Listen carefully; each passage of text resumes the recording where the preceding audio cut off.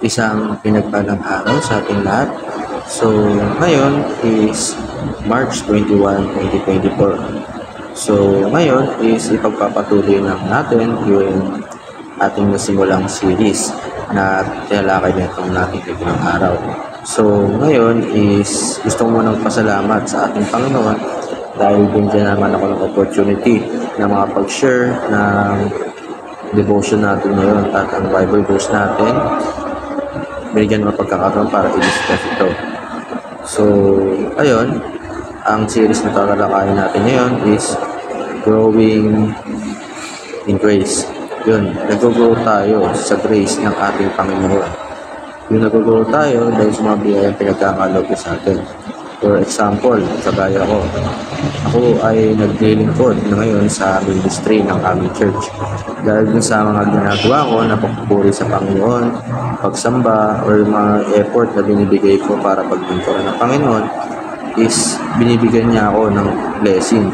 At sa blessing na yun, yung grace na yun, is nag-grow ako as a Christian. Nag-grow ako bilang isang anak niya. So, ayun. So, ayun ang series na tatalakayin natin. Ang Bible verse na tatalakayin natin is Titus chapter 2 verse 11 to 12. Ang sabi dito, "For by grace of God has appeared that offers salvation to all people, who teaches us to say no to ungodliness and worldly passion, and live self-control, upright, and godly lives in the present age." Sa Tagalog, sapagkat nahayag na ang kagandahan ng loob ng Diyos sa nagdudulot ng kaligtasan lahat ng tao. Ito ang nagtuturo sa atin na talikuran ang mga mautong pamumuhay at damdaming makakiman at namumuhay tayo sa daigdig na ito ang nagpipigil sa sarili, matuwid at karapat-dapat sa Diyos. So, para lumawak yung ating talakayan, tayo ngayon ay dumako sa ating teaching. Ang una sa ating teaching, the law leads to grace. So, yung mga batas, o yung mga batas ng Panginoon, yung mga utos na dapat at sundin, yung mga mabubuti na sinasabi niya na dapat natin gawin, is nagli-lead ito para sa biyaya na ipagkakaloob niya sa atin. The law leads us to grace. Sa pangalawa, the grace of God appeared to offer salvation. Yung biyaya ng ating Panginoon ay sumusulpot or nag-appear, lumalabas para i-offer tayo ng ating kaligtasan, which is yung salvation. Ang una pa lang binigay sa atin ng Panginoon para tubusin tayo sa ating mga kasalanan. Yung Panginoon is binigay yung kaisa-isang anak para maging tubos sa ating mga kasalanan, di ba? Napaka-grabe yung biyaya na pagkaloob sa atin ng Panginoon. Pangatlo, the grace of God teaches holiness. Yung biyaya na binagaloob sa atin ng Panginoon is tinuturuan tayo ng mga kabanalan kung ano yung mga dapat gawin, kung ano ba yung naka-according sa mga salita niya sa Bible, di ba? Sa ating application, live a life of purity. Yun, mamuhay tayo ng tapat. Yung purity is tapat tayo sa Panginoon, tama yung mga ginagawa natin, grabe yung talagang susunod natin yung Panginoon.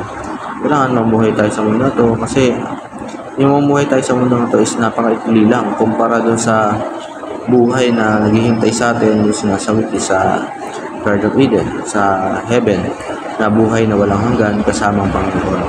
Sa pangalawa, trust the God grace will finish the work.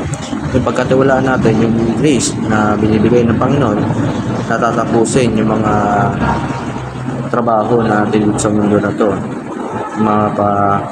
Mahirap, madali, natapos niya to basta naniniwala tayo dun sa God grace. Pangatlo, sa last, submit to the agent of grace or din the Holy Spirit. Yun, kailangan sumunod tayo or kailangan gawin natin kung ano ba yung inuudyok sa atin ng guidance natin, yung agent ng grace. Yung inuudyok sa atin dito sa mundo to, which is nga yung Holy Spirit. Kaya nga, sumunod tayo, submit natin yung mga gawain na makabuti.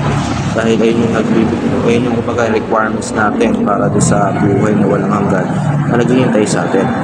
Sa ating discussion, what are the evidence that we have received the grace of God?